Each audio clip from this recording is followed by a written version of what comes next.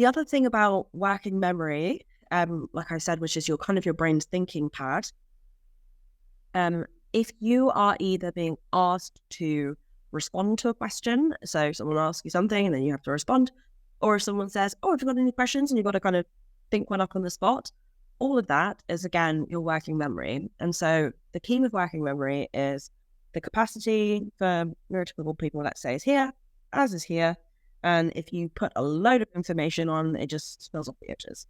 And so that's why you have that fear around blanking, or you feel like you're kind of the clock's turning, you're like, and then the second that you are out of that situation, you think of something, or you can kind of get a crisper answer, all of those different bits and pieces.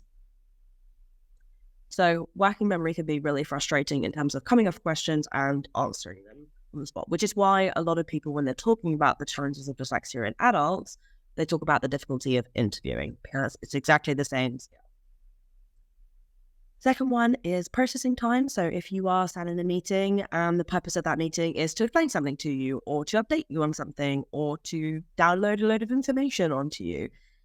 And the problem with dyslexia, which is super fun, I'm starting to realize this first intro sounds really negative, which I didn't actually think it wasn't meant to come across like that. Sometimes the reality with dyslexia is we can process the same amount of information, we can learn anything, we can achieve anything, but the time it may need to process that, to kind of download all that information, to be able to kind of effectively work with that information, so to come up with questions, think about answers, come up with ideas on the back of it, sometimes can take a little bit of time.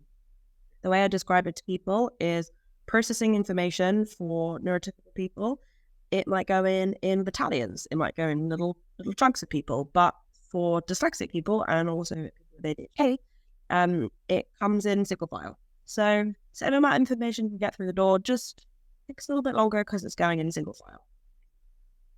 And then the final one is, of course, the classic of taking notes, or writing on a workboard, or even just sharing your screen and having to kind of type something.